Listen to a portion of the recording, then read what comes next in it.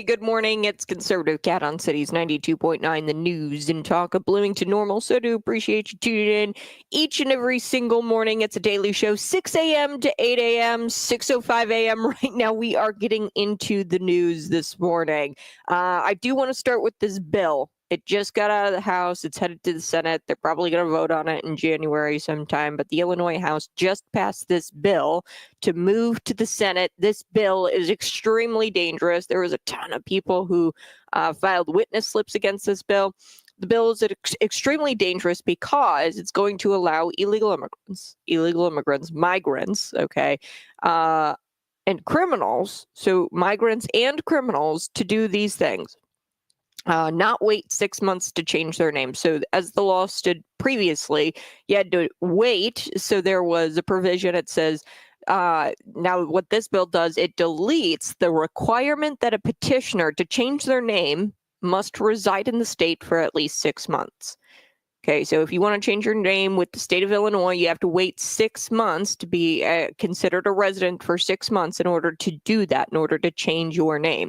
It gets rid of that. You don't need to live here in order to change your name in the state anymore. Then it allows the proceedings to be withheld from the public. So usually there's proceedings that's open to the public when you change your name. Now they're doing away with that, where you don't have to do this whole name change hearing in the public eye. You can kind of just do it behind closed doors with the judge.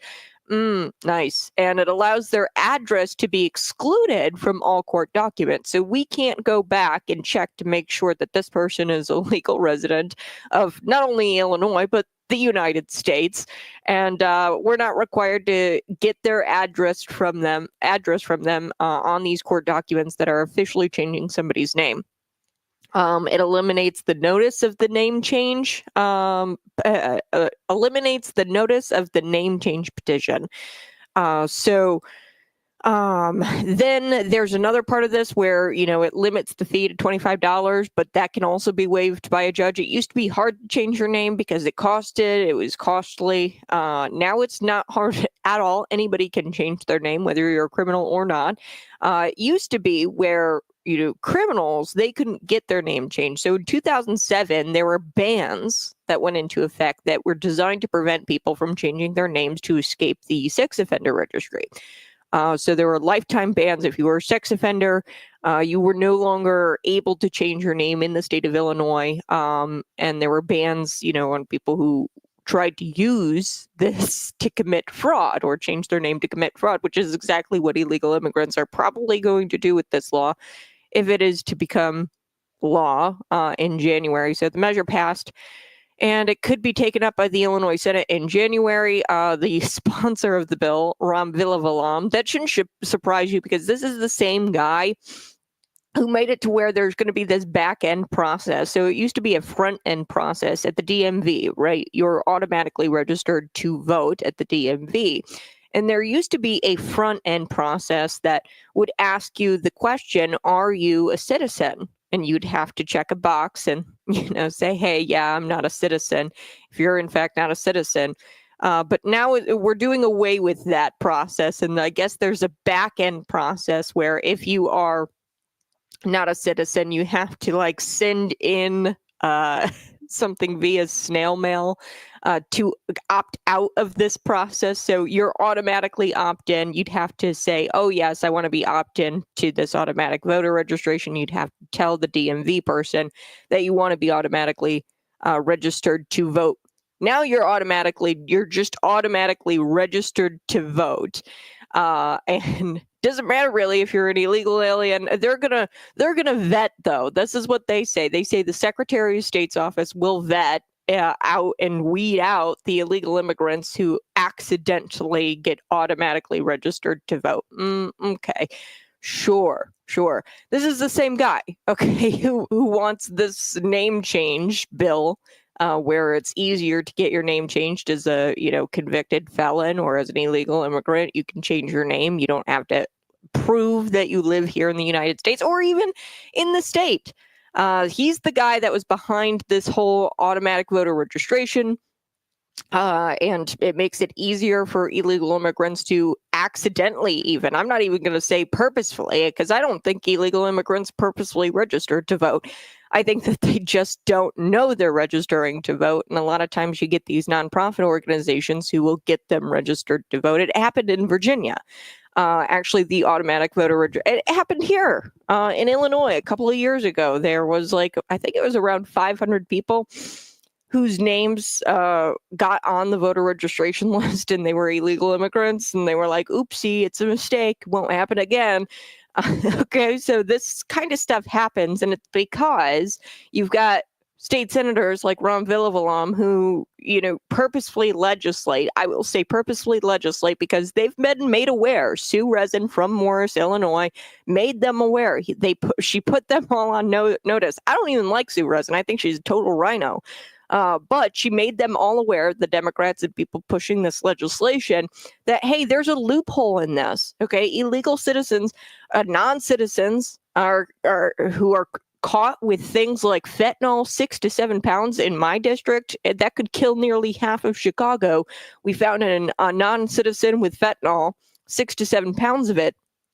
And it's going to make it easier for those people to change their name and to really just avoid deportation. That's what this is really about. It's about hiding illegal immigrants from Donald Trump. Donald Trump is going to come in with mass deportations. They're hiding the illegals from Trump. But look, this would also allow other criminals to change their identities without anyone knowing. So you've got people on the sex offender registry, or people who will try to avoid being put on the sex offender registry. Okay. This is going to get rid of all of that. It used to be, there were bans in effect designed to prevent people from changing their names to escape the sex offender registry. So Sue Resin put them all on notice, the Republican, and she said, hey, there's a loophole. Here's the thing. Once you are put on notice and you are told, hey, there's a loophole in this law, it's going to make it easier for illegal immigrants to, avoid deportation. And then they still choose to ignore it. Ron Villavelam, they still, a 9-4 vote? They got it out of the House, or out of this Senate Executive Committee, and it's going to the Senate floor. They're probably going to vote on it in January.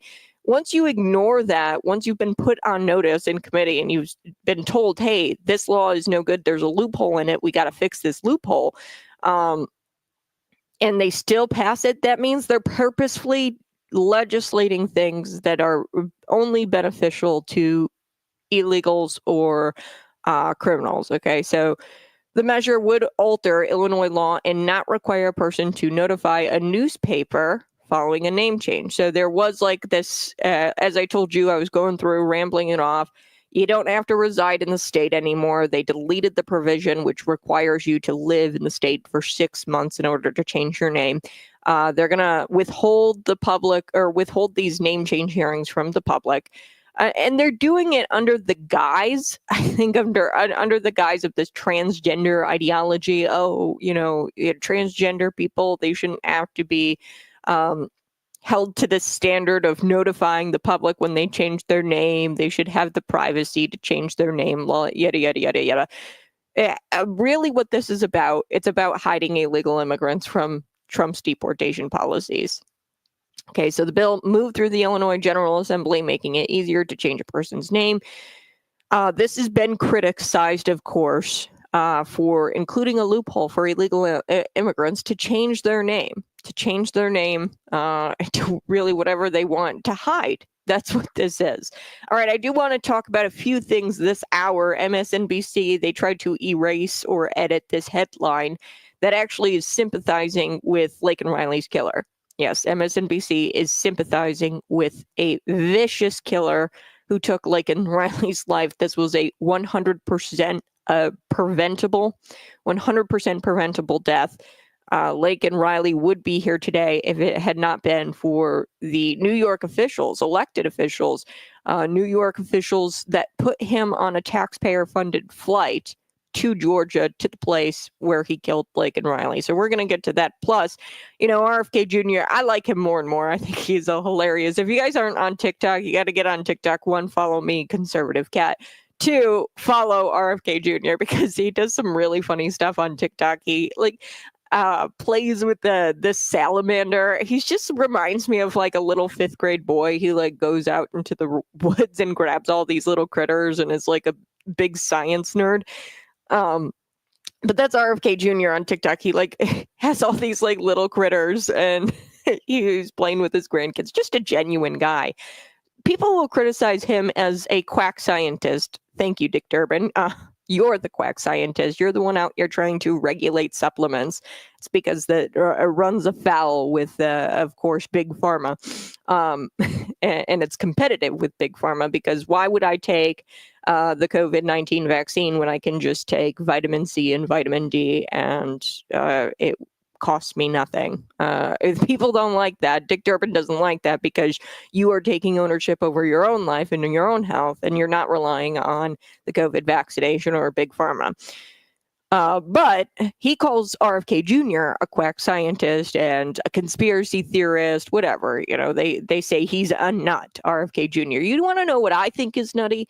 The fact that you've got the current secretary, the Human Health Secretary, Biden's Human Health Secretary, Javier Becerra, he lost unaccompanied minors to someone who listed their home address as a strip club. Okay. So we're going to get to that. Plus Bud Light, I think they're trying to redeem themselves here from going woke, which is kind of exciting. Thanksgiving is just around the corner. I'm so thankful for all of you. I'm very thankful for all of you. Every year, this is what my folks do. And we grab, actually, our pastor from the Tabernacle, Tim Farrell, he told us to do this, the congregation. And it's kind of become a tradition in my household where we write down things we're thankful for and we put them in like this big fishbowl. And we reach into the fishbowl and pull out the little piece of paper and read what we're thankful for around the dinner table. And we try to fill that up all year long. That little fishbowl and, you know, just like little moments where you're like so thankful, you just write it down, put it in a fishbowl. And then at the end of the year at Thanksgiving, you open them all up and you read them. So I'm so thankful for all of you, but Thanksgiving is right around the corner and Bud Light, I'm excited that Bud Light is making kind of a comeback. I'm not going to like go out and buy cases of Bud Light anymore, but I'm kind of grateful that I might just buy a pack of Bud Light. I know you're like, wait a second. I thought we were boycotting. I think they're trying to redeem themselves. So I feel justified in buying at least a 6-pack of beer of Bud Light. I feel like it's time because they've got this new commercial out there with Shane Gillis. And I think they're attempting to mock wokeness, which I really liked the commercial. I think that the fun commercials are back. The fun beer commercials are back. So I don't know. We'll have to see if they're going to redeem themselves. But I'm excited because Thanksgiving's right around the corner. I need to buy some beer. And I was wondering what one to buy because we all used to drink Bud Light until this whole Dylan Mulvaney thing happened. And then we all boycotted the brand. Now I think I might just go out and buy some Bud Light. I don't know. All right. We're going to be right back. It's Conservative Cat, Cities 92.9, the news and talk of Bloomington Normal. Hey, good morning, you good people. So do appreciate it. Oh, thanks so much for tuning in. We are going to be right back talking about MSNBC. This is a huge story. I'm going to share this headline with you and throw it up on the screen here. Laken Riley's killer never stood a chance. This is the headline that they actually put out there, folks. MSNBC.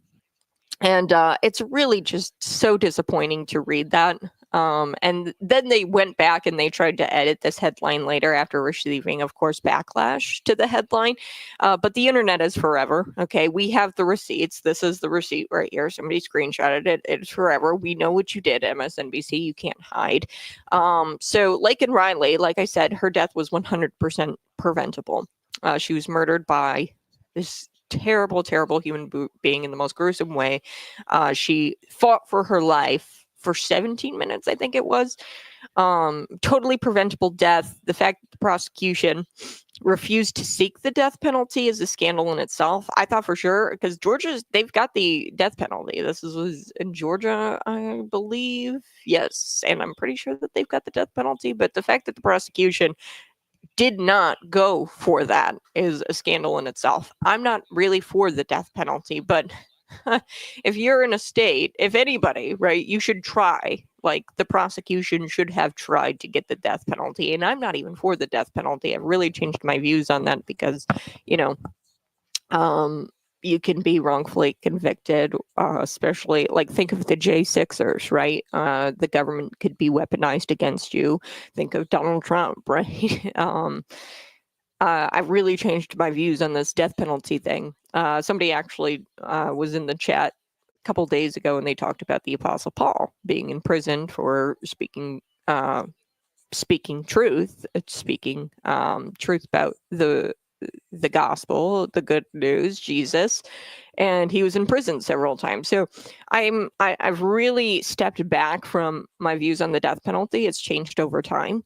However, I think that the prosecution still should have tried for it. I don't know if like, it would have been great if they tried for it, just to, you know, kind of make a statement like, hey, this shouldn't be allowed. And then you could make arguments against the death penalty, and that would be up to the defense. But the only sympathy here that should be expressed towards anyone should be, of course, Laken Riley and her family. It should always, sympathy should always arise for the victim and never the killer. I didn't know we had to say that here, but I guess I do on Conservative Cat Cities 92.9. Hit the subscribe button, hit the like button, share this out with your friends.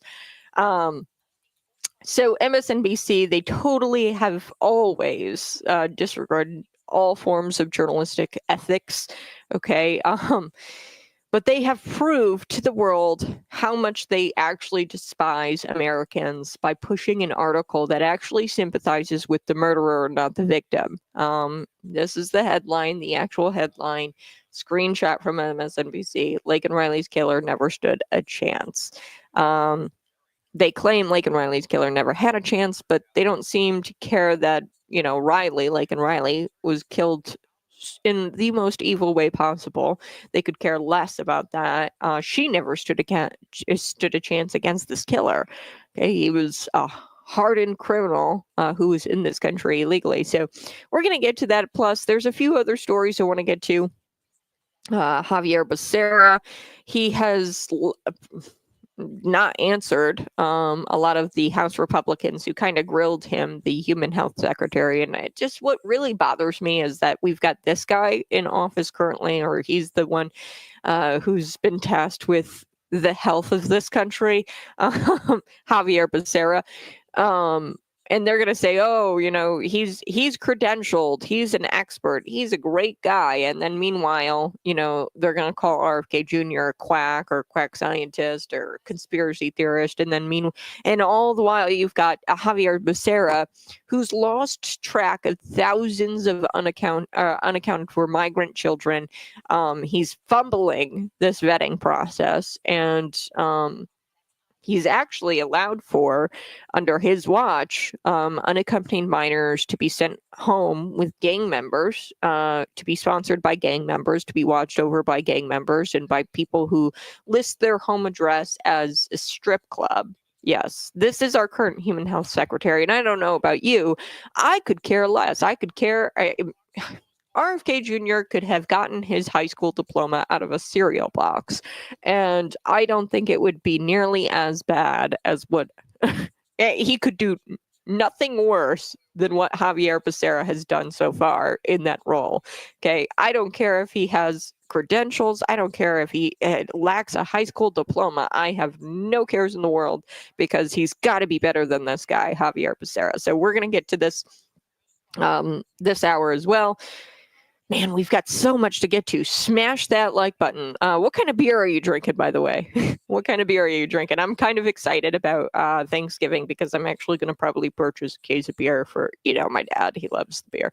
I'm more of a wine person. I am. I've aged out of beer, I guess. I used to be a big Coors Light gal, but, you know, Bud Light, definitely my dad's favorite, my husband's favorite. So probably going to get a pack when I do my shopping. This is the first year where I'm cooking Thanksgiving dinner myself. So what kind of beer do you like? Yuling. I like that one. Yuling beer.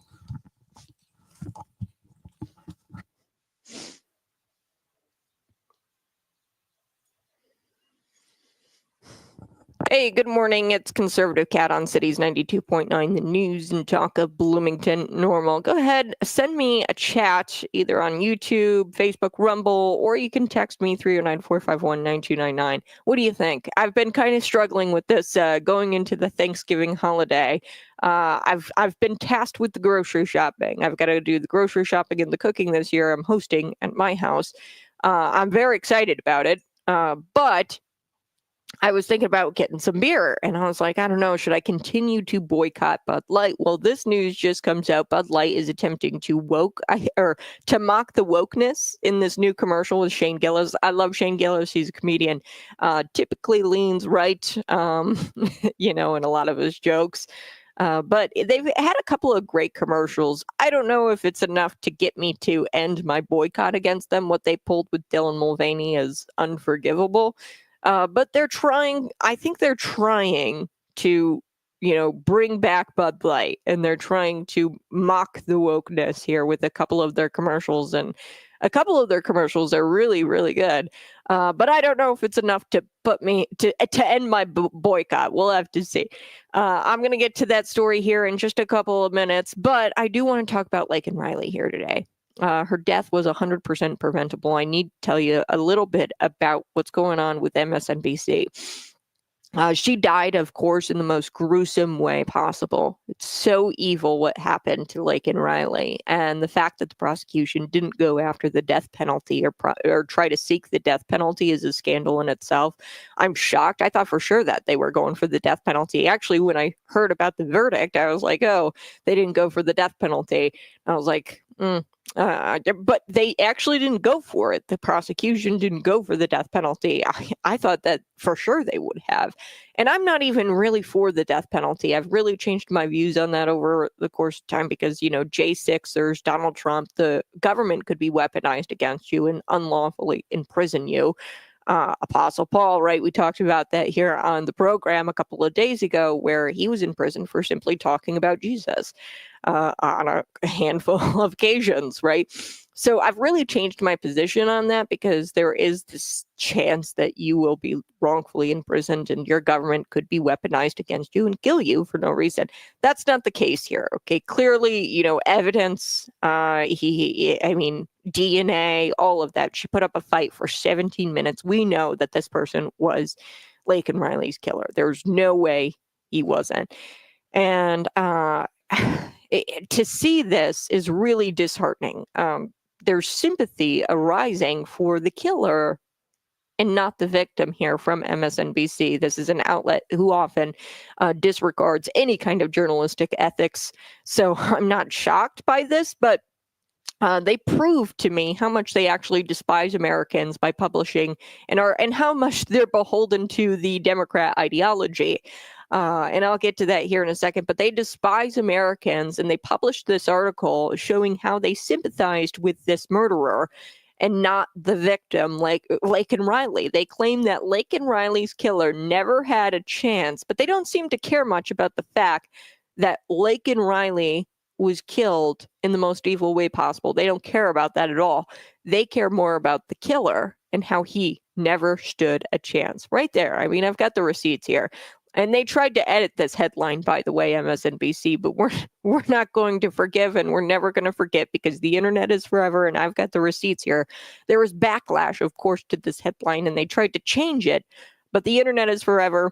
MSNBC's article, this is according to Fox News, made the point that the verdict for Jose Ibarra, I think is his name, I don't know, the killer, I even hate saying this guy's name, who was convicted on multiple counts of murder and other crimes, was sentenced to life in prison without the possibility of parole, and was never in doubt.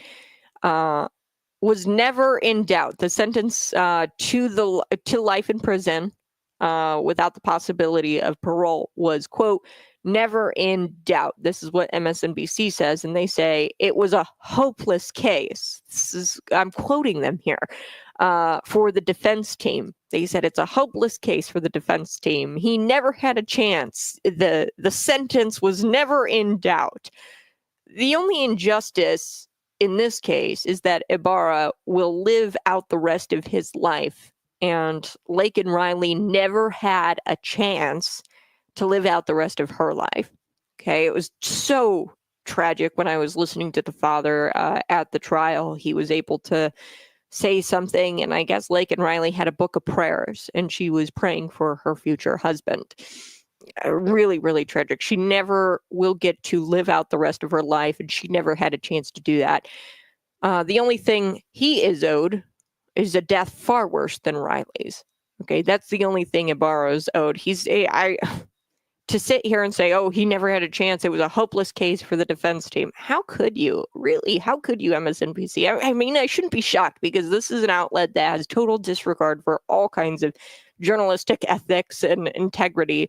But it's just pathetic that the same people who allowed this man to freely move across the United States on the taxpayer dime, because MSNBC and your government, it's the same. They're an arm of the Democratic Party. Those same people are coming back, and they're talking about how he never stood a chance, and they're sympathizing with the killer. The same people who allowed this guy to move freely across the United States on the taxpayer dime. They sent him on a taxpayer flight to Georgia, where he killed Laken Riley ultimately. However, the literal point of convicting someone of murder is making sure that there is no doubt.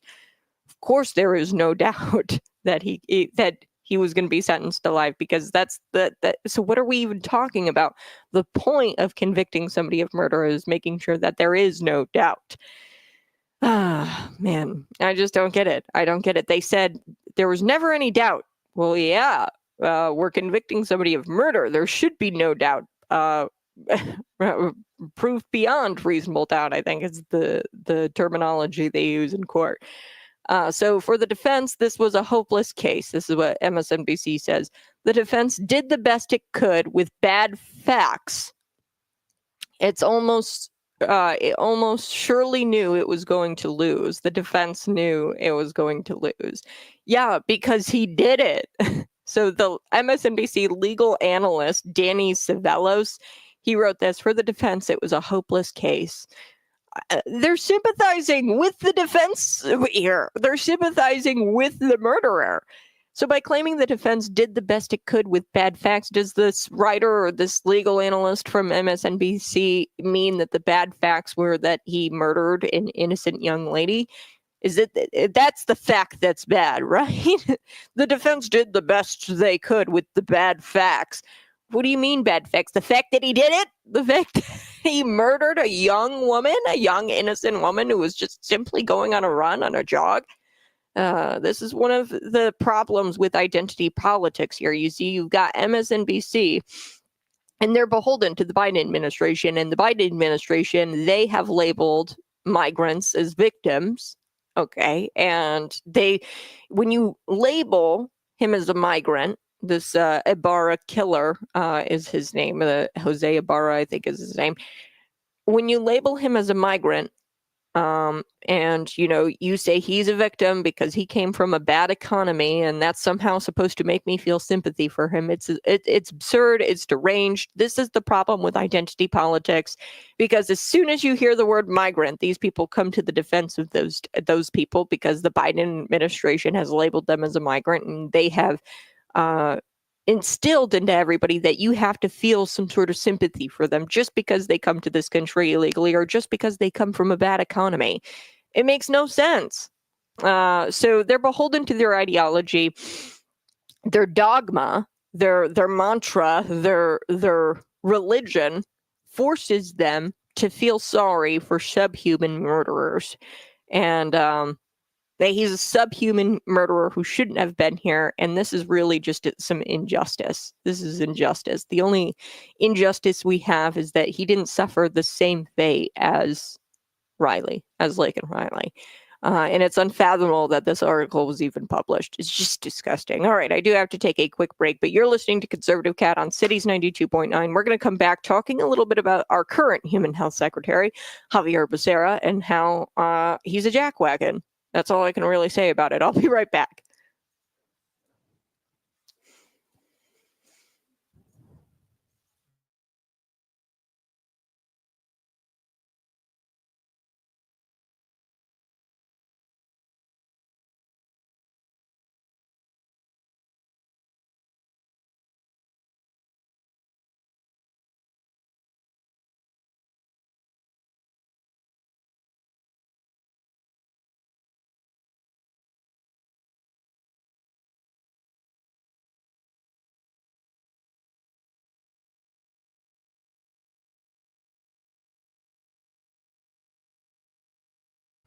morning. How are you? I so do appreciate you tuning in each and every single day. Go ahead and smash that like button. Share this out with your friends. Right there, Javier Becerra. Oh, right, right, right, right there, right there.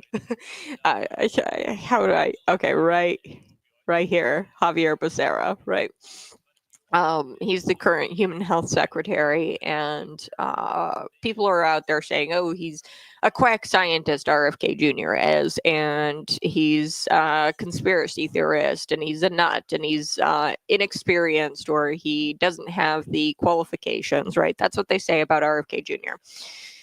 Oh, and then you look at the current human health secretary. Now, this is the human health secretary. A lot of people think that the transgender woman is the health secretary. She's actually the assistant human health secretary. Don't know why we have two or why you need an assistant human health secretary, but it's fine. I think that's government bloat. Why would you have two people for one job? Really, like it makes no sense. You've already got a department head. What is the assistant? If I guess if the Javier Becerra isn't around, the transgender lady can come in.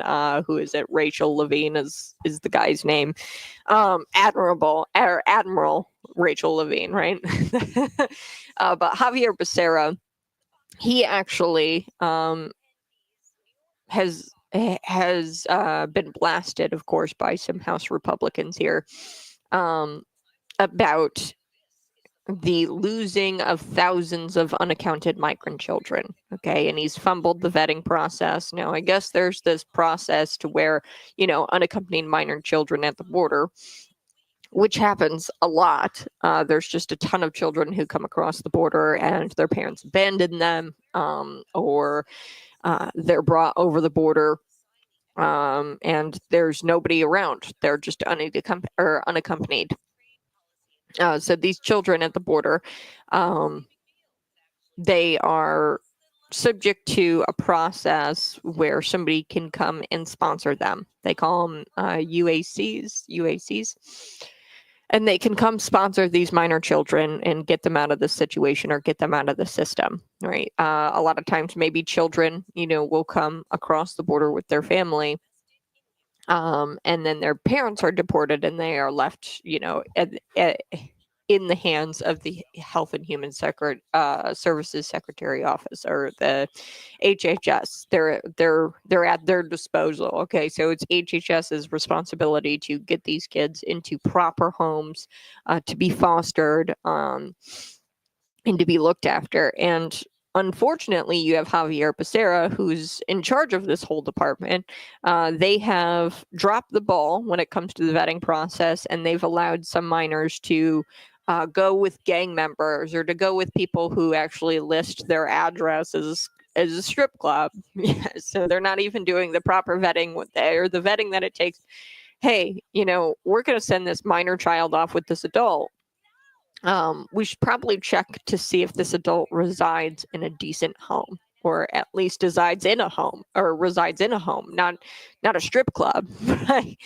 So they listed a strip club as the address of which they were going to take this child to go live. So this is a national scandal. I don't know why mainstream doesn't talk about this more. Thousands of children have been taken from our department, from our Human Health Services Department, and they've been taken by very bad people, and nobody's reporting on it. And it just proves how evil the reality of open borders truly is. You've got all these unaccompanied minors, and then they get into the hands of the Human Health Services, and they're in charge of getting these kids into the right hands, or getting them into a family that would take care of them or foster them. But they're not doing their job. So while the left claims that this is compassionate, right? It's so compassionate to allow open borders and allow these people over. The most vulnerable people, it makes the most vulnerable people really victims of the worst crimes known to humanity, and specifically children. It makes children victims of the worst crimes known to humanity, which is child sex trafficking. You name it. I mean, it's really, really just, it's a mess. And you've got Javier Becerra, who is in charge of this whole operation, and they're going to say that he is better well qualified, and he's a better human health secretary than RFK Jr. would be.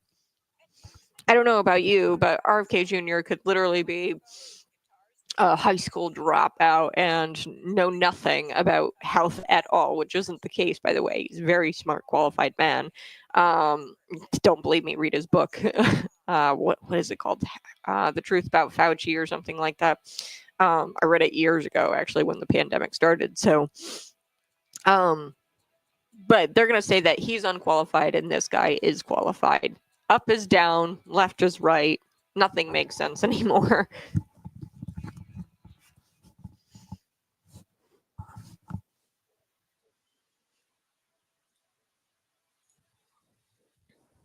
Hey, good morning. So do appreciate you tuning in each and every single morning, 6 a.m. to 8 a.m. It's a daily show. Before we took the break, I was telling you a little bit about Javier Becerra. Now, in a just and morally competent society, any government official in charge of an agency that allowed unaccompanied children to be housed at strip clubs or to be taken by MS-13, gang members, violent gang members, any government official in charge of that agency that was held accountable for these action, where they just gave unaccompanied children to gang members. They gave these children to people who listed their home address as strip clubs.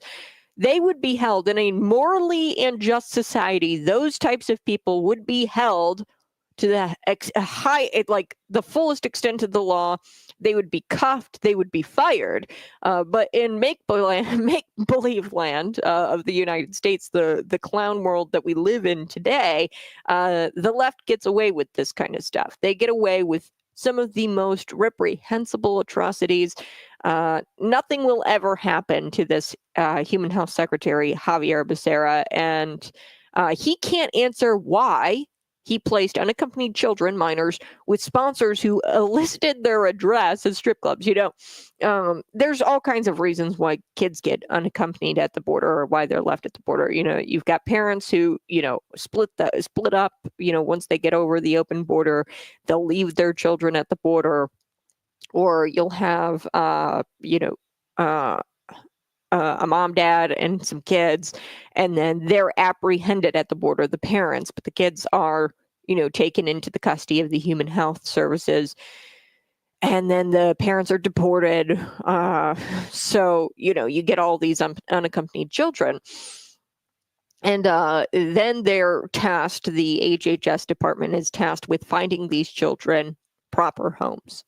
Sometimes, these kids will come across the border with aunts, uncles. Those aunts and uncles leave them. There's all kinds of reasons why kids end up at the border or ports of entry without their parents. Parents die, making the journey, or as I told you, I've actually talked with somebody who was a Romanian illegal immigrant, came over the border, paid, I think it was like $3,000 a head for each of them to get over. It was him, his wife, and a little baby. And they paid this, what appeared to be a gang member. He told me that he had a big black gun, right, and lots of tattoos. They paid this really human smuggler to get them close to the border. I mean, there's all kinds of things that happen. I mean, it would have just taken a second for this guy to turn on, the man and the woman, kill the man and the woman. Then the minor is left unaccompanied, of course. And now somehow, the human health services, if they get their hands on these children, they're tasked with getting these unaccompanied minors or these children at the border to families that will take care of them. Okay, get them an adult, what they're called UACs, get them an adult who will sponsor them. Now, what Javier Becerra did, he got sponsors for these children, sponsors who listed their home address as strip clubs.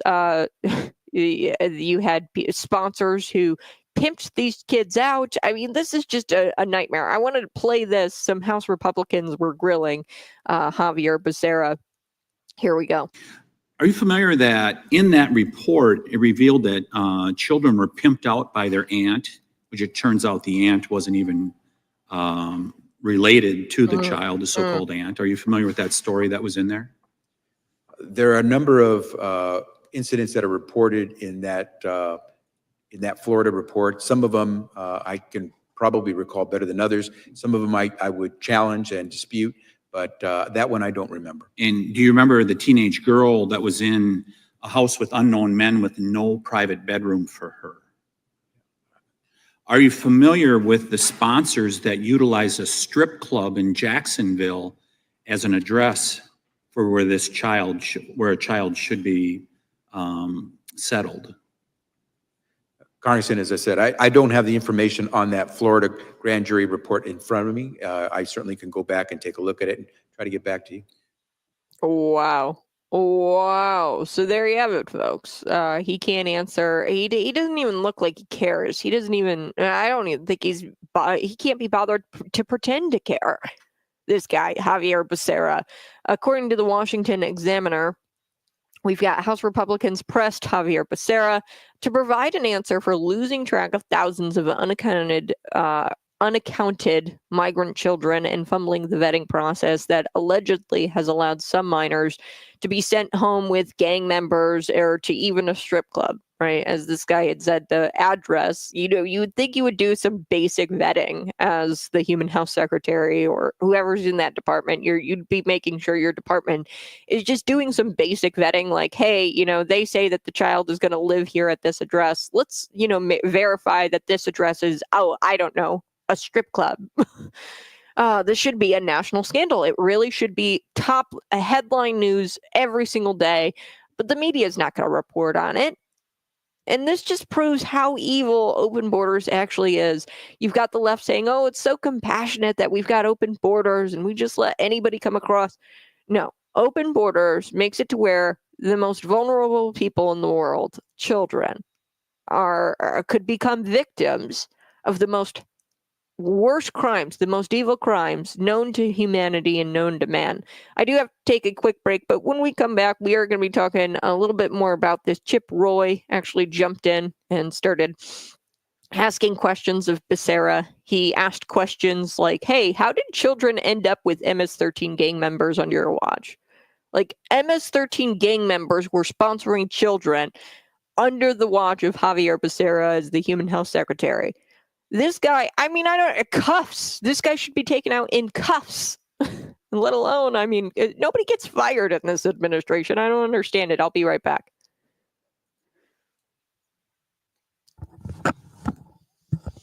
Only in the public sector is somebody allowed to screw up this badly. And when you screw up, so it's one thing to screw up, at your McDonald's job, right? Where you've got a sandwich and you maybe make a McDouble rather than a single burger and you get it out the window to somebody and then they have to come back through the line. And, it's one thing when you screw up in your job that way, you'd be fired, right?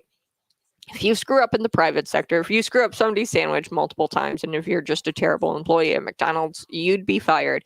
Okay, and those are sandwiches, or if you don't show up to work, or if you're not properly washing your hands. I remember working at McDonald's. There's this kid who never washed his hands, never wore gloves, and eventually they had to fire him because, hey, you have to follow the proper procedures of this employer or of this establishment. And this kid was later fired, right? And these were sandwiches we're talking about, making food, We're talking about the lives of children here. This Human Health Services Department is very, very crucial government agency. Who was it? Dick Durbin. He actually said that this is an agency of life and death. Whoever's in that role has to, be very qualified. And he was saying that RFK Jr. was unqualified and he was worried for the fate of the agency. And the future of the agency, because RFK Jr. is a quack scientist, right? And this is an agency of life or death. I'd agree with Dick Durbin. It is an agency of life or death. These people are all about death. Javier Becerra is all about death in that they do not properly vet. So in the public sector, you can totally get away with anything. And this is a department where it's literally life or death for a child. You would think that they'd be, following the procedures, following the vetting process to a T to make sure that children are not ending up with people who list their home addresses as a strip club. this is why I say, anything that the private sector or the public sector does, the private sector could do 100 times better. And they do, right? Catholic charities and Catholic adoption agencies, they'll put kids into families, or they'll place kids into families that care for them. Right. And then you look at how the government does it, the Human Health Services Department. And it's botched. It's terrible. It's disastrous. And you've got Chip Roy here, who we're going to get to in just a second, questioning Javier Becerra on how kids wound up with MS-13 members. It says this is really bad. This is what he says, the Arizona Republican. He says, but if you don't do the vetting right, you don't know if they're engaged in criminal activity. That's how you end up with an MS-13 gang member as a sponsor. They weren't doing the vetting properly. That's how that happened. And then he goes on, that's how you end up with pedophiles getting 20 children in the same home. The vetting has been crappy. Bottom line. Yes. So I understand maybe, you do all the vetting and then there's still a bad apple, right? Like you do all the possible vetting from all, T's crossed, I's dotted. It appears that this individual was a good sponsor for an unaccompanied minor at the border. It looks like this person was a good sponsor on paper, and you did the vetting, but it still winds up where this person had pimped out their child or was, abusing the child. That kind of stuff happens all of the time. I understand that. That's not what we're looking at here. We actually had blatant mistakes where somebody in the department had not checked into the address of this individual who listed the address of where this child was going, and we found out later that it was actually a strip club address. So these are blatant mistakes. These are not like oopsies. HHS whistleblowers have actually revealed in recent months that there is a lack of vetting and screening of adult sponsors for these children. Okay, so this has been going on for quite some time. If they refuse to do the vetting process at the border, why would they do it for the adult sponsors of children? Okay, they're called UACs. They're adult sponsors of children at the border. And they're supposed to be vetting those adult sponsors, but that's not happening clearly, because the same government that says that, we're going to vet these adult sponsors, are not vetting the immigrants who come across the border. They are just opening up the border. What is it, that one app or whatever that, you check a box and you say, hey, I'm here in this country. And it's like no vetting is being done for the people who come across the border illegally. Why would they do it for the unaccompanied minor program for the adults? They don't do it. That's exactly what this is. It's not even negligence. It's just completely ignoring the vetting process entirely.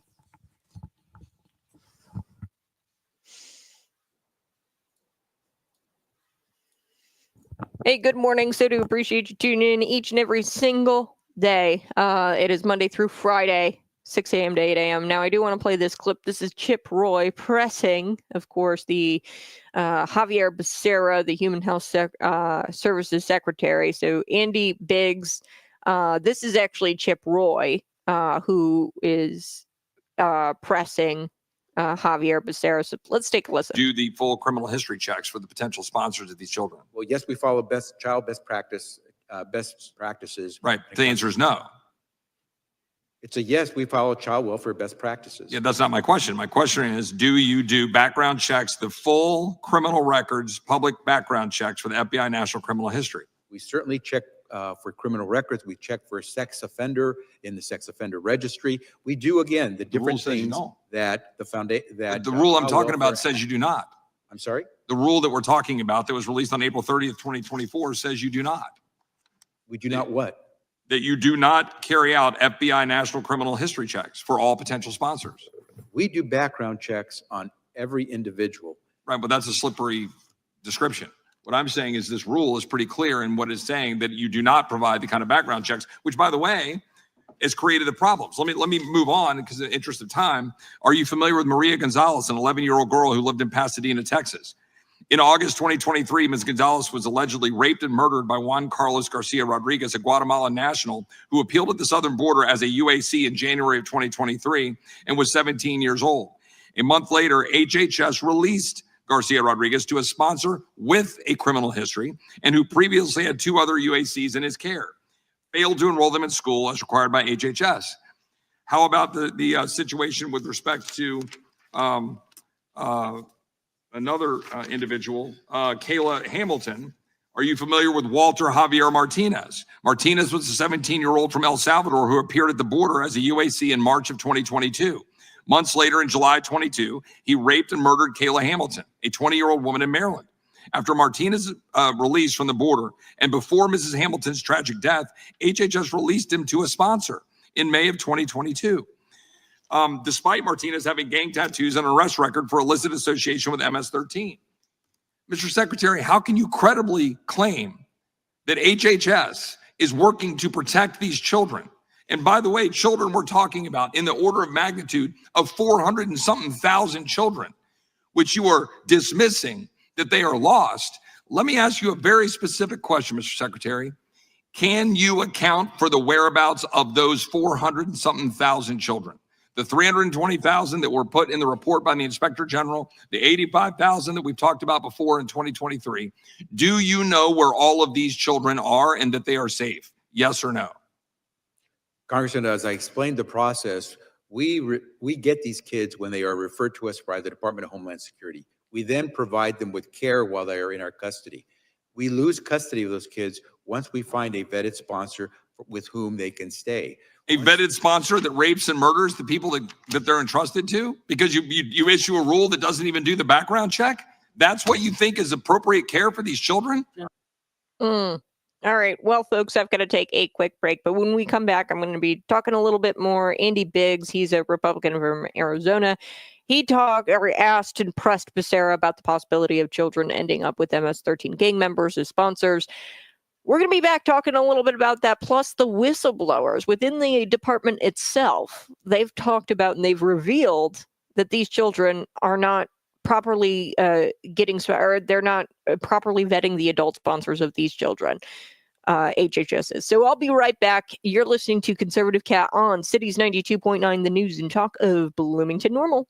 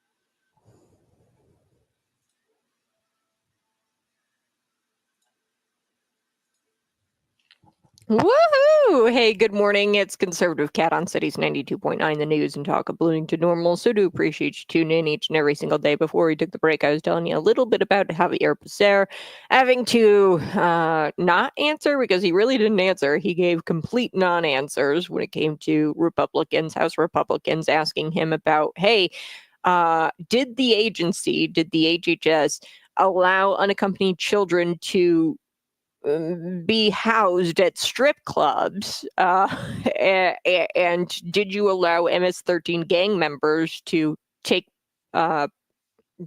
custody of unaccompanied children at the border? Are you properly vetting these sponsors? And Javier Becerra had no answer.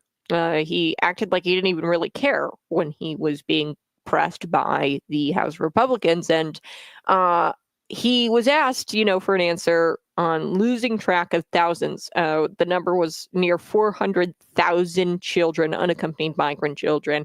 They're fumbling the vetting process. They're allowing minors to be sent to gang members' houses, to strip clubs. I mean, this is just a national scandal, and nobody's reporting on it. And it just proves to you how evil this open borders mentality and this open borders narrative really is. This is really not the compassionate thing to do, because it makes vulnerable people, the most vulnerable, children, victims of some of the worst crimes known to humanity. Child trafficking. Representative Andy Biggs, a different Republican from Chip Roy, I played Trip Roy clip in the previous segment, asking Becerra about the possibility of children ending up with MS-13 gang members. Here's what Andy Biggs said. He said, but if you don't do the vetting process right, you don't know if they're engaged in criminal activity. That's how you end up with MS-13 gang members becoming a sponsor of these unaccompanied children. The Arizona Republican said during the hearing, quote, that's how you end up with pedophiles getting 20 children in the same home. The vetting's been crappy. That's the bottom line. And you even have HHS whistleblowers, so people who actually work within the HHS. And I was telling the people in the stream, you could go to YouTube, Conservative Cat Show, subscribe to the channel today. I was telling people on the Rumble stream as well, HHS, nowhere else in the private sector is this kind of thing allowed. If you were to screw up in the private sector, you're automatically just fired. Okay, even if you do something as simple as not wearing gloves when you're making sandwiches at McDonald's. Okay, and those are sandwiches. You would be fired if you don't show up to work, if you don't do all the proper procedures. You'd be fired. Now, only in the HHS and only in the public sector can you get away with this kind of nonsense. In a sane world, in a sane society, we would be like, nope. Javier Becerra, even one child ending up with an MS-13 gang member, or one child, like, it'd be one thing if, they were properly vetting people, because you are going to have those bad apples where they're properly vetted, everything looks good on paper, and then they still wind up abusing the child, or they still wind up being a criminal and perhaps pimping out that child. You're going to have that. That's not what we're talking about here. What we're talking about is they didn't even verify that the address wasn't a strip club. Okay, so there's no vetting going on at the HHS. In fact, you have HHS whistleblowers who have revealed in recent months that there is a lack of vetting and screening of adult sponsors for these children. Yes. So if they refuse to do the vetting process at the border, what makes you think that they're going to do a vetting process when it comes to adults sponsoring these unaccompanied children? They're not. Okay. So it's not even really like bad vetting. They're just not doing it. They're not vetting the illegal immigrants who come through the border illegally. They're not vetting those immigrants who avoid ports of entry.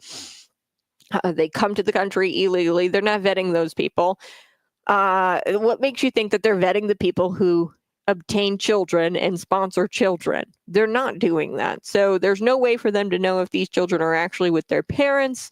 There's no way to know if these children make it into, foster parents or a good family. And it's deranged that the left continues to ignore this. It's deranged that the Biden administration refuses to hold anyone accountable. People should be fired. 400,000 children just missing. They can't account for them. They have no idea where they're at. And in a sane society, many people would be held accountable for these awful circumstances. And it's unfathomable that no one even pretends to care. Javier Becerra, he acted like he didn't really even care when he was questioned by the House Republicans. All right. Now, I do want to shift gears.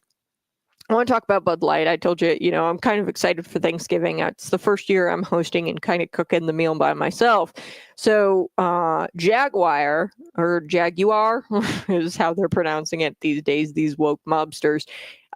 They are, of course, doubling down on wokeism and woke commercials. Now, we know what happened to Bud Light when they released that Dylan Mulvaney commercial. Now, Thanksgiving's around the corner. I was considering buying some Bud Light. Text me what you think I should do. Should I end my boycott? I haven't bought Bud Light in years. My husband really likes it. My dad, everybody in my family used to drink Bud Light, but we haven't drank Bud Light since the whole Dylan Mulvaney thing, and we've boycotted the brand. Now, they may or may not have learned their lesson, folks, because this newly released ad suggests to me that they're going anti-woke. So they're no longer woke anymore. They're going anti-woke. And they actually had Shane Gillis in this commercial. I'm going to play the commercial for you. I've got a couple of them that I really like. Now, I don't know. It's kind of unclear if they're trying to play both sides in this commercial. But I think they're trying to go anti-woke, or at least they're trying to get away from being woke and having Dylan Mulvaney, the man who pretends to be a little girl, being an ambassador of the brand. I think they're trying to get away from that. But they've got a couple of new commercials out there with Shane Gillis. Shane Gillis is a comedian. Let's play the ad. Here we go. It is not just a fragrance. It is a feeling. It is a passion. What?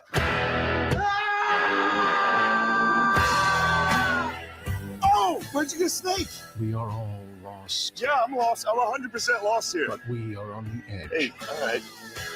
This is pocket full of snake? Yeah. Hey, I think I'm in the wrong commercial. What? Yeah, dude, this isn't right. Wait, aren't you Andre? No, I'm Shane. My name's Shane. Huh.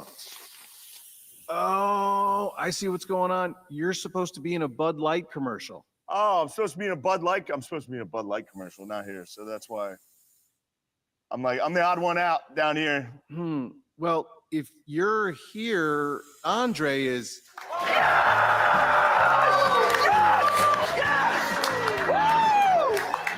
Love it here. Oh, yeah. Something is different about you, man. All right, so to kind of unpack that commercial, you've got Shane Gillis, and he's like in a scene with a bunch of really weird looking people, woke looking people, right? They've got eyeliner, she's got like this snake around her neck, and it's a fragrance commercial. And Shane Gillis is very confused as to why he's there. He's like, wait a second, I don't fit in with these people at all. I'm supposed to be in a Bud Light commercial. And then, fast forward, you've got in the commercial, you've got somebody else in the Bud Light commercial that Shane Gillis is supposed to be in, and they're all, drinking beer and they're having hot wings. And yeah, so I kind of like this commercial. I'd give it like a C. I'm not like ecstatic about the commercial. I think I know what they're trying to do here. They're trying to make it to where they're anti-woke. Like Shane Gillis is not a part of that club, the woke club, and he's supposed to be with the guys drinking beer and eating hot wings. He's not supposed to be with the wokies, right? So I do like this commercial better. I'm going to play this next one. I like many Bud Light commercials when they were good, right? And this whole Dylan Mulvaney thing was like really upsetting because Bud Light commercials always used to be really good. So they released another commercial with Shane Gillis, and I thought this one was way better. Let's take a listen to this one. Here we go. Bobby, you've been accused of plagiarizing your master's thesis. If you are found guilty, you will have to forgo the football season. But if you confess, I will make it only half the season. I'll make you a deal.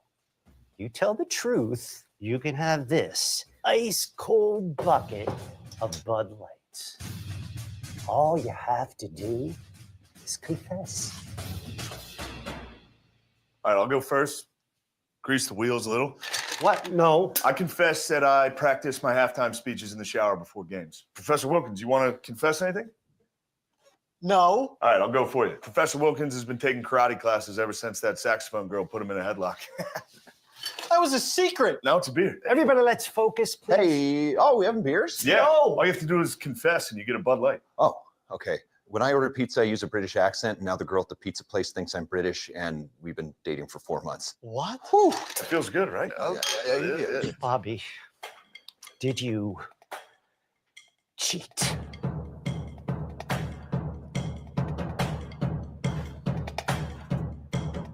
What's going on? All right, I admit I'm it. afraid of horses. Does that count? Yeah. Yeah. Wait, You can go back to practice, big guy. okay. All right, so old school beer ads are back. I really do think that they're back, and unclear if Bud Light is making a comeback, but or redefining itself back to its old glory. But brands should take note of what not to do. Okay, Jaguar, they obviously are embracing the wokeness here. And Bud Light is attempting to regain their consumer support by, of course, putting out ads like this one that I just shared with you. They're, old school beer ads, oh, you have to confess something in order to get a beer. And they're trying to get this student to confess that he cheated on his, essay or whatever. And you've got all the faculty at the college, I'm assuming it's a college, confessing things in order to get the beer out of the bucket, right? So I thought it was a very interesting ad, and it was pretty funny. But you've got Jaguar, which is a car, and they're out there and they're doubling down on the wokeness thing, which is kind of, shocking. Not shocking, because this is just what companies do. They go woke and then they go broke. And that's clear because now you've got their stock just plummeting. Jaguar, they're being slammed, of course, for going woke and pushing this new DEI stuff. So this is like their marketing guy. I don't know exactly what his name is, but he, of course, was at some sort of award ceremony, and he was talking about Jaguar and how they are actually pushing DEI, and he just said it out loud that, hey, we're doing DEI, and they're putting DEI over profit. And, the saying is, when you go woke, you go broke. Bud Light understands this now, I think. That's why they're starting to see an increase. Their shares increased by 14% over last year. Okay, and they're trying to redeem themselves with these commercials. Jaguar, though, they've got a commercial out there. It's really weird. I'm not even going to play it. It's just a bunch of people, like really woke-looking people, and like they look like cartoon characters. And there's not even a car in the commercial. I don't even understand what they're marketing. The car's not even featured in the commercial. It's just a bunch of people that look, like they're from the alphabet community, LGBTQ community. So let's take a listen. This is the marketing guy for Jaguar, and he delivered a speech at an award ceremony. Here we go. And at Jaguar, we're passionate about our people. And we're at Jaguar, I thought it was Jaguar. What? Jaguar? What does that mean? We're committed to fostering a diverse, inclusive, and unified culture that is representative not only of the people who use our products, but in a society in which we all live. A culture where our employees can bring their authentic selves to work. And we're on a transformative journey of our own, driven by a belief in diversity, inclusion, creativity, policy, and most importantly, action. We've established over 15 DEI groups, such as Pride, who are here tonight in the back. Thank you guys for coming. Women in Engineering, and Neurodiversity Matters. We've launched major policy revisions such as transitioning at work to drive equity and support for our communities, embracing individuality as our superpower. Our superpower.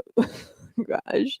I mean, I don't understand it, folks. How can you like pivot into this woke darkness this late in the game? We know that it's been proven time and time again that when you go woke, you go broke.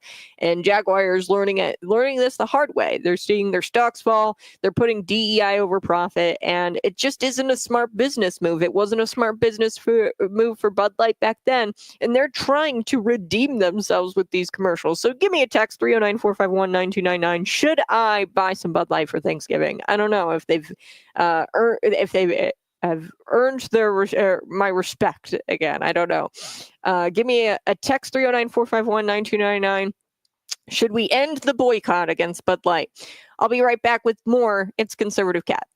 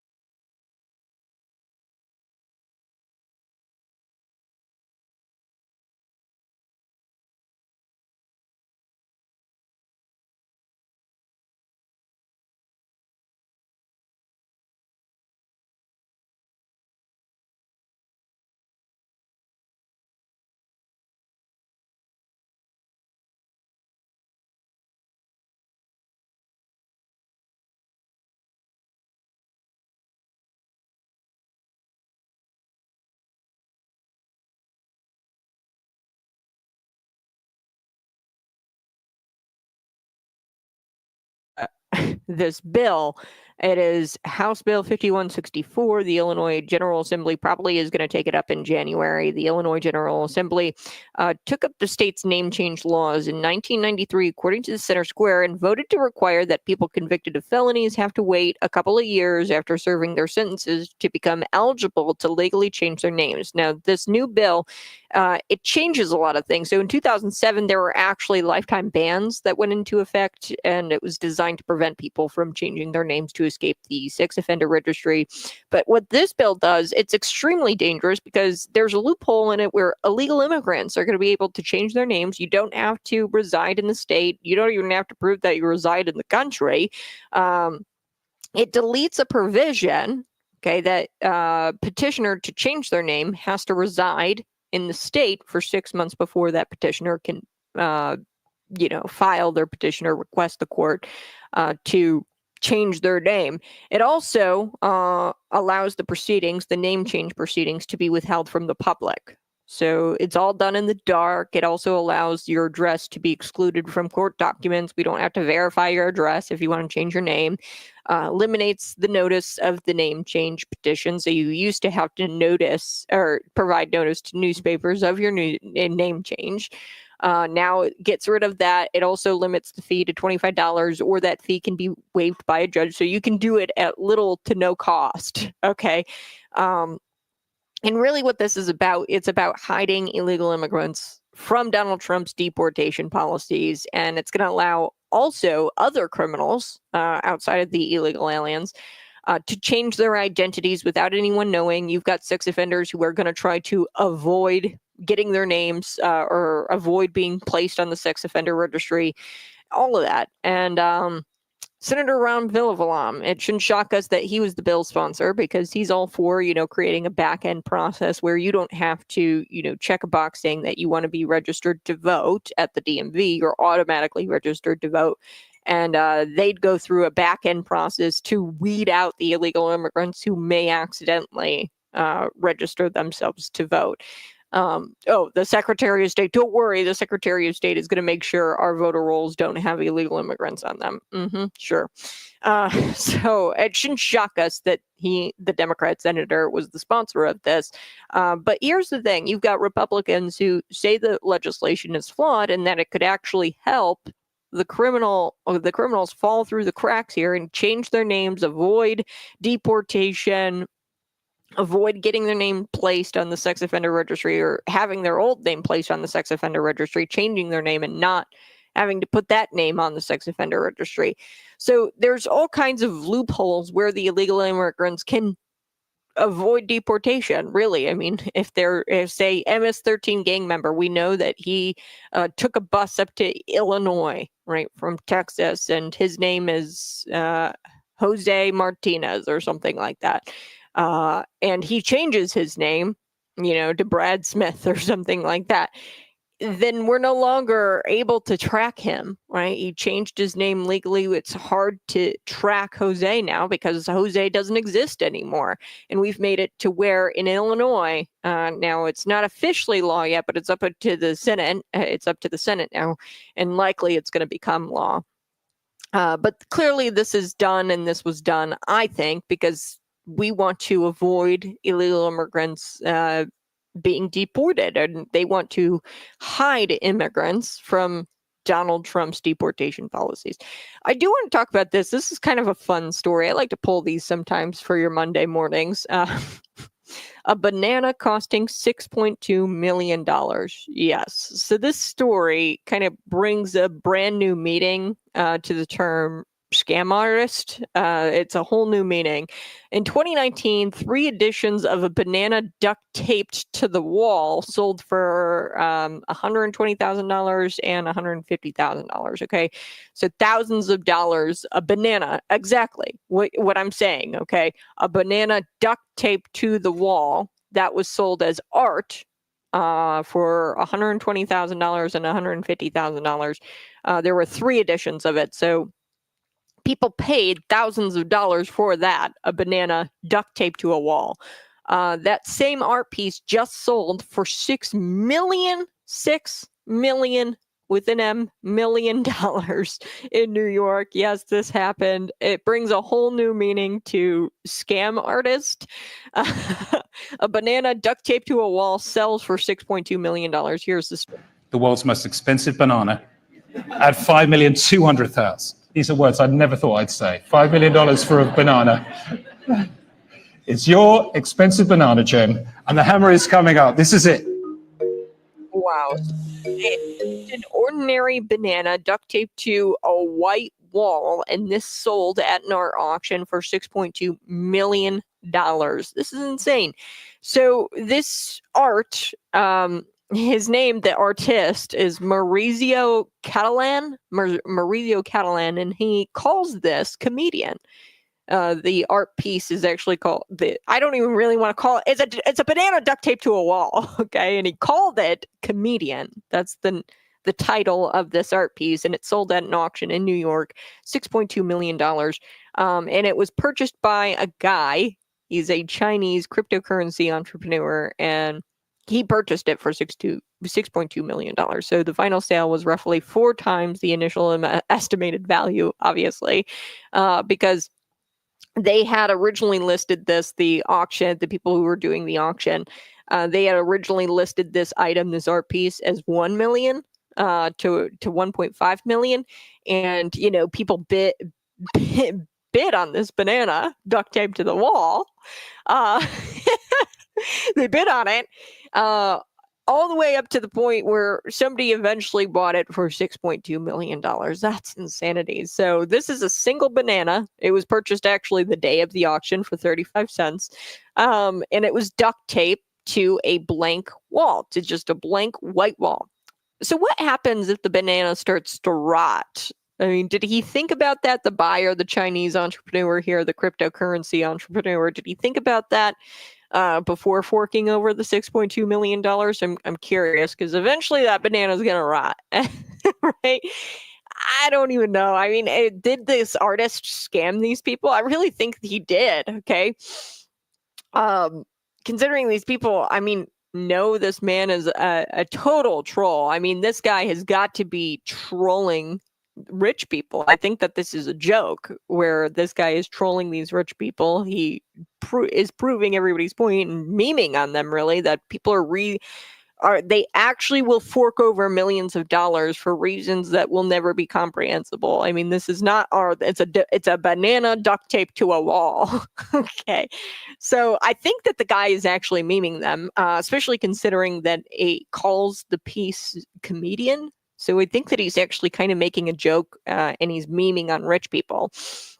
And he's kind of making fun of the buyer that, somebody so stupid would be willing to fork over a banana or $6.2 million for a banana that costs less than $1.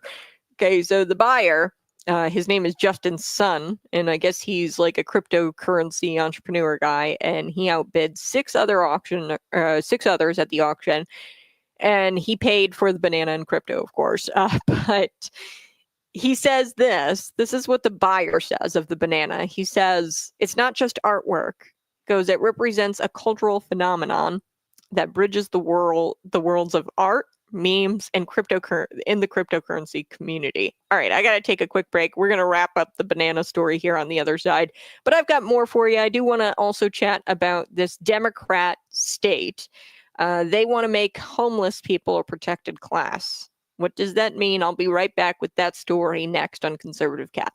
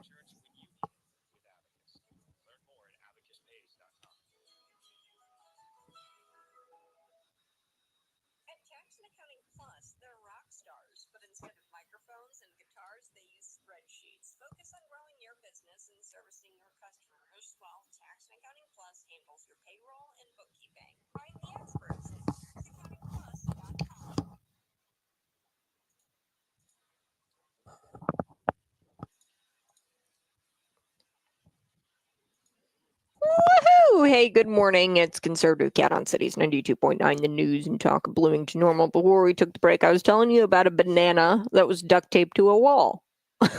Yes, and this banana was sold for $6.2 million. Now, this artist, I think he is actually memeing on these people. He's actually making a joke of the fact that rich people would be willing to pay for a banana, which costs less than $1, by the way, and they'd be willing to pay $6.2 million for it if you give it a title, which he actually titled the art piece Comedian, and then it sold at this auction in New York for $6.2 million. This Chinese cryptocurrency entrepreneur, I guess, bought it.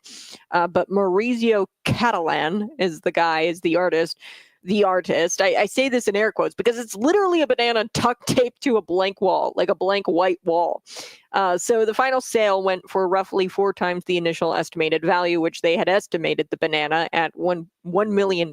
Yes. So absolutely wild. This is definitely a scammer, I would imagine. I think that he's making a joke here. Rich people buying this, it's so unfathomable. I don't even understand why anybody would pay for a banana that costs less than $1. What? So I really do think that he's making fun of rich people, the artist here. He's mocking people. He calls the banana comedian. Okay, so before I took the break, I was telling you about Justin Sun, who's the buyer of this banana. He says it represents a cultural phenomenon that bridges the worlds of art, memes, and cryptocurrency in the cryptocurrency community. That's what he says. He goes, I believe that this piece will inspire more thought and discussion in the future, and it will become a part of history. That's what this buyer says, who bought the banana for $6.2 million. I'm sorry, but what? You're saying nonsense right now. I don't feel sorry for you. I don't feel bad that you bought the banana for $6.2 million. Okay. I don't think it's right that this artist, by the way, is taking credit for the banana because technically this is like nature. This is not anybody who created anything. It's banana that's duct taped to the wall. I'm not an artist by any means. When I walk into, an art museum or see any kind of art, I'm like, what is that? I don't really get it.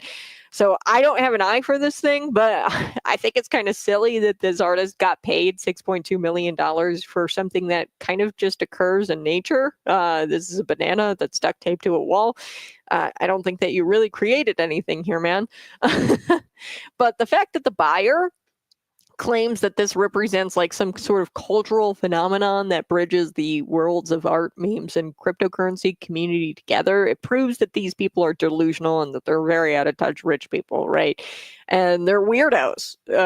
So to say that this piece would inspire more thought and discussion in the future and that it's going to become a part of history, it's just it gives me the fuel to mock this guy. I mean, into oblivion. Okay, why would you buy a banana for $6.2 million? What? It should be. It's so silly and absurd. It should be investigated for money laundering. But it's neither here nor there. I guess it does provoke some sort of discussion about how we're at a point in society where our wealthiest people in the world, some of the wealthiest people in the world, are willing to buy a banana for $6.2 million. All right, I do want to get to this story. A blue state says, hey, we're going to make homeless people a protected class. What exactly does that mean? So there are human rights, and then you have people who are breaking people up into whatever group, right? Whether that's LGBTQ, whether that's women, whether that's trans people, homeless people. And then you end up with legislators, actual legislators who are crafting legislation that gives special rights to certain groups of people at the expense of others.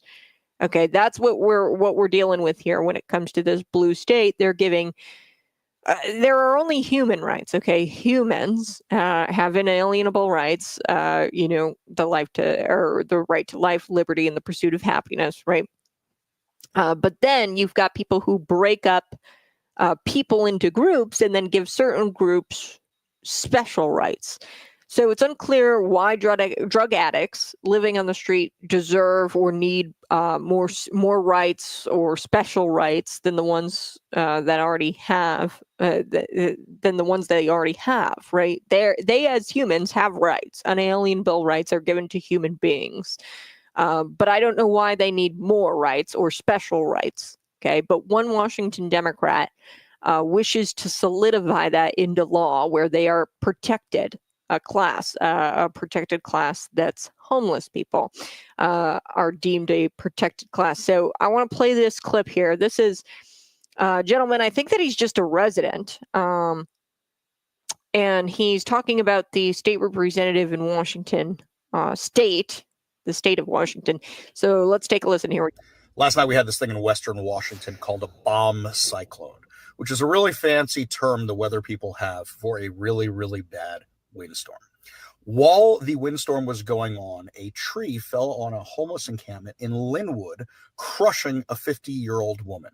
Now, this comes the same day we found out that Democratic State Representative Mia Gregerson wants to allow homeless people to camp wherever. She wants to turn them into a protected class. She wants them to be able to live wherever they want, be wherever they want, so that way they could be free, and that it be civil rights charges if you mess with a protected class. That means homeless people on the trains, in the parks, on the sidewalks, outside your house, and you can't do anything about it because it's a protected class. Letting people die because trees fell on them during a windstorm is not compassionate. Letting people die because if they had drug overdoses is not compassionate. Letting people die because they got shot or stabbed or assaulted outside or inside these homeless encampments is not compassionate. But that is the left's definition of compassionate. And that's why the homeless problem has only gotten worse over the last 16 years when they said they were going to end homelessness in 10. All right. So according to the Post Millennial, you've got Democratic State Representative, what's her name? Mia Gregerson, I don't know, in Washington. And she's advocating for this bill that makes it to where homelessness is like a civil right, and that it's like a civil rights issue. And it makes it to where people living on the streets, they're a protected class. Humans are protected, with unalienable human rights. Like I said, life, liberty, and the pursuit of happiness. However, this whole discrimination thing is based on housing status. Discrimination laws only pertain to things that you can't change. Your housing status can change like on a dime. Okay, so I don't understand how you're crafting legislation for discrimination based on housing status. This is a Democrat-controlled state legislature in Washington, and she wants to shield the homeless from discrimination based on housing status. If they're being discriminated against, it's most likely because they're acting like zombies, they're high on fentanyl, they're being a nuisance to society, they're possibly publicly defecating or public nudity, right? That's most likely why people are, not even discriminating. I don't want to say it's discriminating. It's enforcing the law. You can't be loitering, you can't be causing a nuisance to the peace. And being a nuisance to society, okay? So housing status, it makes no sense because that's not tied to somebody's identity. Like me, you can't discriminate against women. You can't discriminate against men. You can't discriminate against black people, white people. You can't discriminate against people based off of unchangeable. You can't change those things about you. You can't change your skin color. You can't change the fact that you're a woman. That makes sense. Discrimination laws based on that makes sense. But your housing status, that one doesn't make sense because that's not tied to one's identity. That's something that can be changed at a moment's notice, and it's insane to make this a protected class, to make homelessness a protected class. I don't understand it. I'll be right back with more. It's Conservative Cat.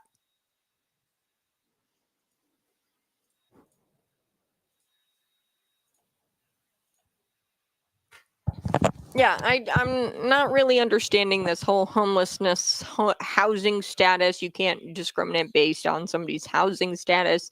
Okay, for example, earlier in the show we were talking about, sponsors for unaccompanied minors, sponsors for children, people who adopt children, right? We should be ensuring that they have housing in order to, or if we're going to be sending those children with those people. Like this is a very slippery slope, because now if you can't look at somebody's housing status when, I don't know, giving them employment or getting, or on an application, they'll ask you for your address, right?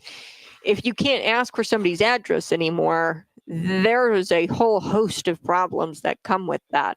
According to the drafting of the bill, quote, many communities within Washington are enacting and enforcing laws that disproportionately impact homelessness or make living in public a crime. Yes, living in public, like living outside for the public and, defecating outside, living in the public eye, like quite literally in the public square.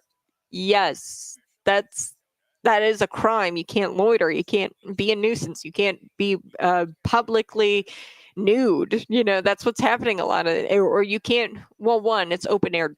Like you're just doing drug deals, okay? And you want the ability to do that without being held accountable. That's what's going on here. These laws are potentially unconstitutional, make it harder for people to exit homelessness, do not solve the underlying problem of homelessness, and waste precious public funds. Okay. There are more than enough resources to help these people, but they don't want it. Okay, that's what homelessness is. A lot of times people are content with living in public, and they want to get high and collect their welfare checks rather than they truly don't want a better life. Some do want a truly better life, and they do everything in their power to get out of this rut of homelessness. Okay, it's disingenuous to claim that this has anything to do with discriminating against the way they sleep. Okay, this is everything to do with the betterment of society. You can't have society if you've got chaos like this, where people are defecating in the streets, doing drug deals out in the open, and not being held accountable for that.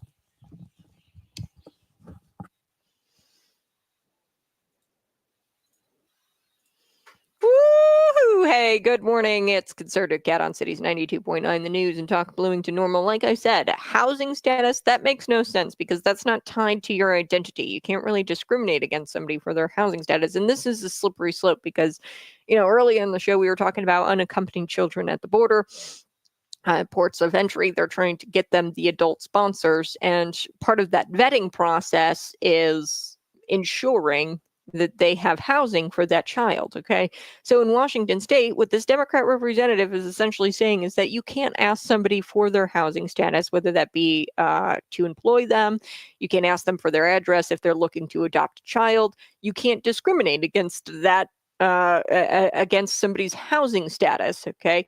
According to the draft of the bill, quote, many communities in Washington are enacting and enforcing laws that disproportionately impact homeless or make living in public a crime. Okay, look, the laws she's talking about are cops are coming up to people who are doing open air drug deals, doing that in public, getting high in public, public indecency laws, right? And they're cuffing them and they're charging them with crimes that, yes, okay, sure, impact homelessness. It's harder area, I guess, disproportionately impacts them because when you're doing drugs in your house, it's probably like a little bit easier to hide from the cops. Okay. But these laws, they say, are potentially unconstitutional. The Democrats say this, and they say it makes it harder for people to exit homelessness, and it does not solve the underlying problem of homelessness, and it wastes precious public funds. Okay. There are more than enough resources to help these people, but these people don't want it. A lot of the homeless population, and I'm just going to say this, I know it's a hot take, they want to get high, they want to collect their welfare checks, and they're not doing anything to get their lives better, or to make their lives better. Okay, if they truly wanted to make their lives better. Now, there are some homeless people who try to do this, and they do everything in their power to get out of that situation. It's a disingenuous claim to say that this has anything to do with discriminating against people who decide to sleep out in public. Okay, this doesn't have anything to do about discriminating. It has everything to do with the betterment of society. And we as a society need to demand that drug addicts do not shoot up wherever they please, and they don't get to shoot up in public. Specifically, it's a bad thing for that individual, and it's a bad thing for society. It's not good for you or for society. Your rights end where mine begin. Okay. If I have to explain to my 5-year-old child why you are literally a walking zombie and you're high on fentanyl, and I have to explain to my child what's going on, and I have to, shield my child from danger that drug addicts bring to the public, then we're not talking about, your rights or your civil rights. We're talking about you infringing on my rights. And, progressives wish to do everything in their power to protect this deranged, delusional, insane ideology that you have to protect people who are homeless. It just is objectively, it's a bad thing for everybody, the society, the individual. It's not compassionate. All right, you guys have a blessed day. Bye-bye. Love you so much. Thank you for tuning in to Conservative Cat. We're going to be right back tomorrow morning, bright and early, 6 a.m. And you guys have a blessed day. And I'm so thankful for you, by the way. We'll be back tomorrow morning.